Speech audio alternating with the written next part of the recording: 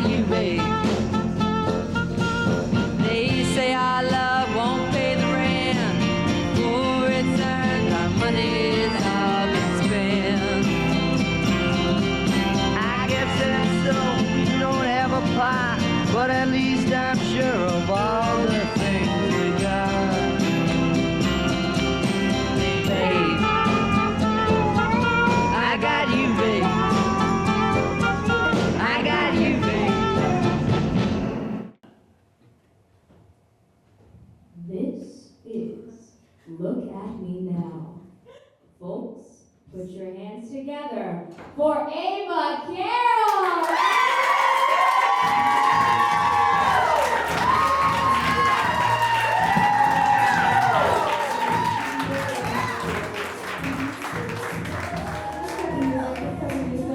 Guys, I'm actually pissed off. No, I am. I'm like actually, like I just learned something backstage and I'm like, ugh. I'm like actually really angry right now. I was actually considering just telling Trey to be like, and go home. Okay, this is gonna be really hard for me to talk about. I just found out backstage that I can never be an Instagram model. No, it's really hard because I really want to be paid money to look this hot. There are three main reasons why I can't be an Instagram model, and it's really sad. One is that they do this pose where like they cross their legs and they stare forward. I'd show you what I'm talking about, but I have meat there, I can't do that. Number two is I have a lazy eye, and so they look directly at the camera, and one eye does that. The other eye, no. And then the last reason is because I'm actually not allowed to wear lingerie. Yeah, I just look too damn good in it.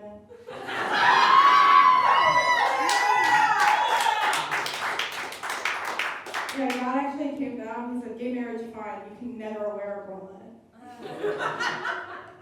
So I'm not allowed to. I also think a big thing about like models and Instagram models in general is that they didn't grow up weird. Those people grew up pretty. And they didn't grow up fantasizing about Barbie death. So when I was a kid, I feel like everyone didn't experience that. When I was a kid, I used to, some people pulled the heads off their Barbies, yes? Yeah. They do. I would pull the head off a Barbie and then be really upset that they didn't bleed. So then I'd go grab my mom's red OPI nail polish and I'd paint their necks with the blood.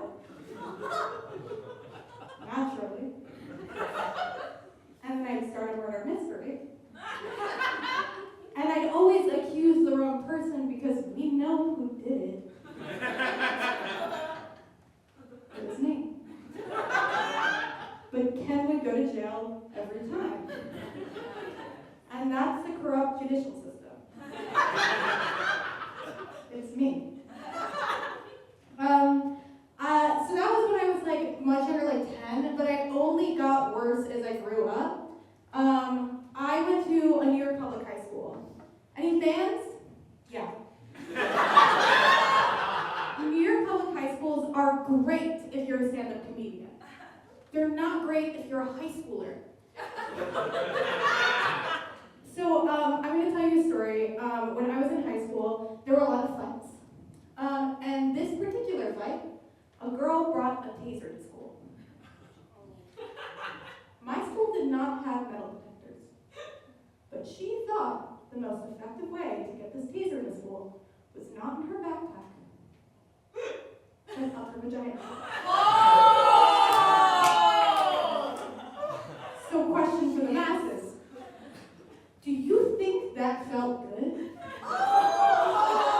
Why would she do that? There was no purpose for it. Nobody was going to see it. It was like this big, pink, and bedazzled. She got it off of Amazon, if any of you were wondering. But she's looking over. And I would have never known about this fight if I hadn't walked out of the bathroom, third period, on the east wing of my school. because then my fat ass became their checkered flag. And they started going at it. It was two girls. One with the taser and one without. Those are their names for now. I don't know what they were fighting about. I believe it was a man's situation, whether that be stealing or talking shit of. It was regarding a man. So I walk out, they start going at it, slap fight. The girl brings out the taser. Okay? We had security guards at my school lining the walls. And one of them's name was Tone. Tone was gas. Okay, he was an awesome guy. He used to play ERS and BS at my table, and if you don't know, those are card games. And he was like a scary looking dude, but he would just sit and like be upset when he lost. He was one of those people who would throw the cards on the table, get up, hit the table, and then go. So he is in this corner, and he grabs the girl who did not have the taser, the one about to get tased. But the way it worked out was she was held here, and he was here. So the girl with the taser goes around and tases Tone in the neck. He did not move a muscle. I don't know if any of you have been tased. Show of hands. I actually know someone who has been tased. It's my uncle. There's a YouTube video, I can send it to you. He falls to the ground and screams like Chewbacca. Okay? Tone, the man made a brother, did not move. I could never BS him again. I couldn't even look him in the eyes. I saw this man take a taser for about 5 seconds and then go, no.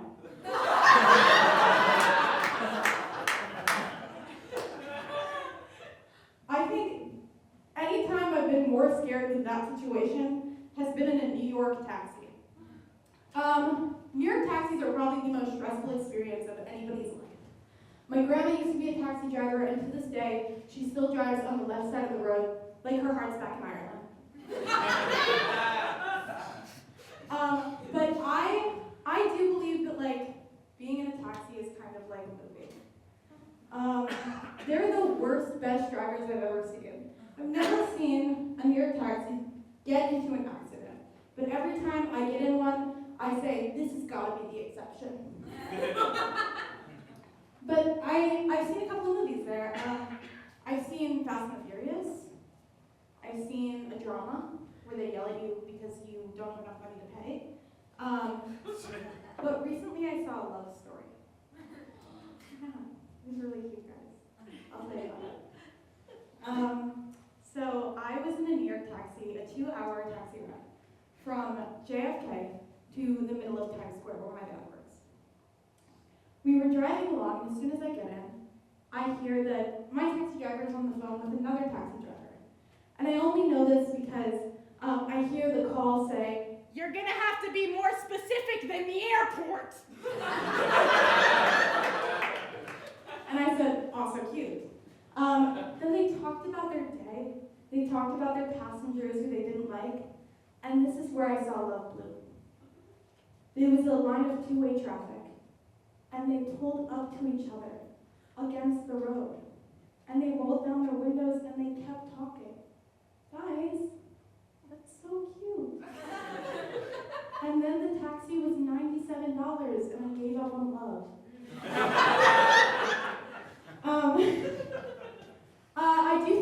I think that the least stressful taxi is Cash Cab. Y'all fans? Cash Cab, that's saying a lot because Cash Cab is stressful as fuck. You don't know what Cash Cab is. Cash Cab is a show that aired on the Discovery Channel. Discovery Channel has monkeys, gorillas, and Cash Cab. It's basically a show where you get into a taxi and you don't know that it's Cash Cab. And then he drives you around and makes you answer trivia questions to gain money on your commute.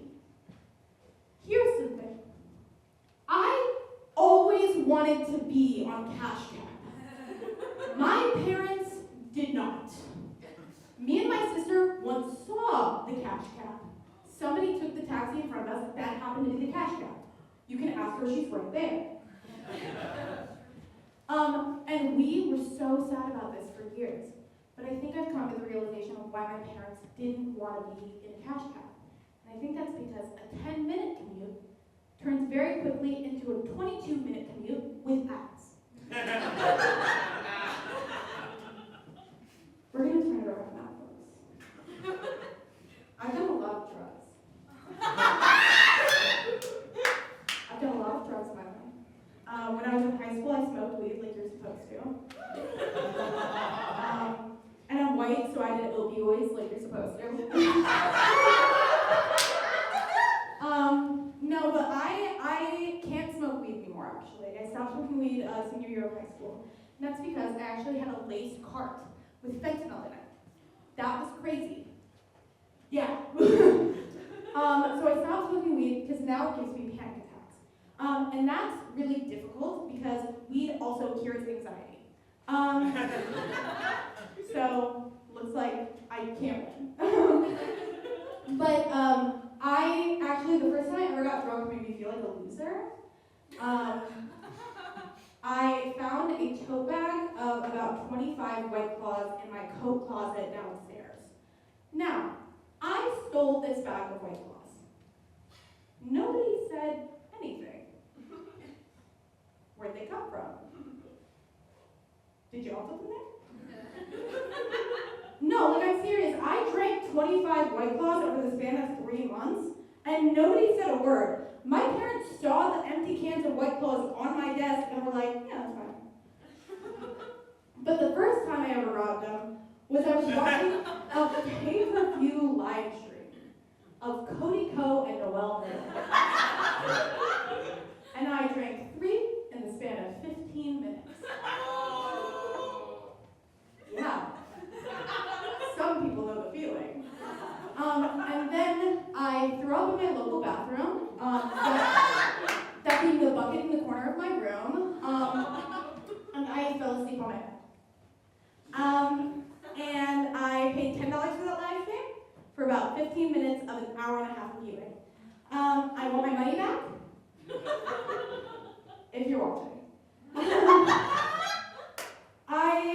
I actually was on this drug called Abilify. Yeah. Facts, who said that? Abilify is the first drug they give you when you're diagnosed with bipolar disorder. I was diagnosed with bipolar disorder when I was 17 years old. And so they put me on Abilify. I don't know who created Abilify, but I want them hung. Abilify feels like a lobotomy. Abilify, it's like they created it and was like, how can we make people with bipolar feel worse? Abilify. I was on that for a while. I think the worst thing about it was that it gave me like physical irritability, that I always had to crack my back. And one time I went upstairs to my parents and I was like, hey girls, I need you to crack my back. And they were like, you're over dramatic, and I cried. And at this time I also had no friends to crack my back because I was recently an unmedicated bipolar person. So I was doing back bends like there was no tomorrow. Cirque du Soleil called me up a couple of times. I said no. A couple people on my roster called me up. I said yes. But now I have this thing called medication anxiety. Yummy. And that basically means that anytime I take a pill, I get anxious. And that works really well when the only 2 medications I take are for anxiety. That's so awesome! So I could do the thing of taking my meds, feeling anxious, and then wait for the meds to kick in so I don't feel anxious, but then I realize the meds have kicked in and I get more anxiety. But I don't want to do that. So instead I decide I'm gonna rob out life. I'm gonna let the panic attacks hit it from the back, no Honda, okay? And that's just how it's gonna go. I was recently, I did gain mobility recently. I have not checked.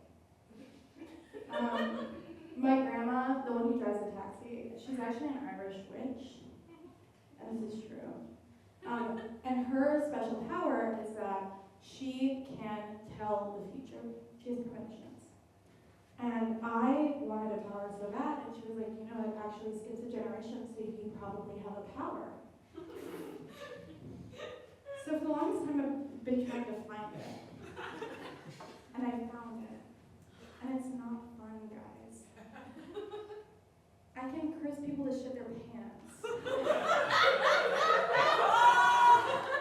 No, and it's like bad. I didn't know that I had this power. Basically, I got into this phase, I don't know why, where I just started like getting annoyed with people, and instead of being like, shut up, I say poop your pants right now. And then a couple of those people later on did. And I can't control the power. I actually accidentally cursed my friend who lives very far away from me, and I kept on telling him to poop his pants. And now it's almost happened to him 4 times, and he keeps on calling me and being like, get the curse reversed! Get it reversed! I'm like, I don't know how! I haven't controlled it yet. But there are a couple people who I think that this has gone really well for.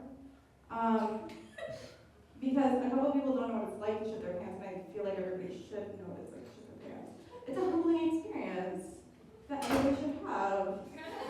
I almost shit my pants 6 times at the Starbucks recently. So bad that I now know the code that for the Starbucks University is 07334. What? 073346 pound. So if you're there, tell me this is you. No, but when I'm talking to people about this, everybody's like, oh, like, that's weird. Duh. But I also get the thought of like, I'm not gonna shit my pants. And to be real for a second, yes you are. We're at that age. And if you don't believe me, 20 to 35, you're gonna shit your pants once. And there are 2 aisles of people on this. One aisle says, well, that's 15 years. Anything can happen. And the other aisle says, well, I haven't done it in 15 years. I can go more. The truth is, no, you can't. Consider this your warning. You're next. Anyways, can I talk to you guys about something serious for a second? Yes. I'm really sick and tired of the ghost slander. I really believe in ghosts. And it's because they're real. And my biggest hatred is that when people are like, oh, like, ghosts aren't real because they're all in 18th century clothing. They all look like they're from the 1800s. Okay, let's see what they have in the 1800s. Let's go. Civil War. Trail of Tears. No Golden Girls. Yeah, they got unfinished business. What do we have? Soup too cold? That was my favorite joke. I kept on telling you to take it out, I didn't want to. But no, so yeah, like unfinished business is real, okay? I think that my first ghost encounter was probably the ghost of Michael Jackson. And he scared me half to death. So I saw this video online. I saw 2 videos online. The first one was directly after Michael Jackson had died. It was a news studio, okay? And there were 2 reporters going through the house. And in the background of a long hallway, you see this ghostly figure move past. No. Because this is crazy. If it was a ghost hunting show, I get it. I'd be like, okay, like, let's breathe it better. It was a news program. There was a ghost in the news. And I freaked the fuck out. And so I watched more. And there's another video that I cannot find. And if you find it, destroy it. I can never see this video. It is a video of these people driving past the front of the Neverland Ranch house. It has a clear glass door. And in the corner of the door, it is Michael Jackson squatting and smiling. Ow! What the fuck? No! No, this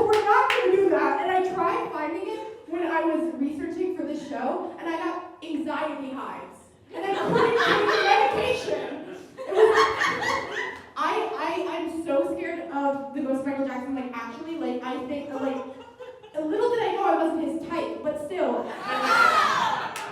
Still, the ghost of Michael Jackson, like, still scared me. I think I'm good now, but not really. I'm gonna tell you one more story before we go. And this also plays into ghosts. I saw a ghost once. When I was in 7th grade, my puppy died. Okay? And we did not get along. He was a Yankees fan, and he would always switch off my program so that he could watch a Yankees game. And so I became a Red Sox fan despite it. But one day I was lying in bed a couple weeks after he had passed away. And this could have been a dream, but it felt really real. And he sat up. He was sitting at the end of my bed. And I looked at him. And he didn't say anything, and I didn't feel scared. He just patted my leg and nodded his head. And I went back to sleep. Now, I do believe that that was him extending some kind of olive branch to me. And I felt okay with that. And I think he later extended an olive branch by leaving a tote bag of 25 White Claws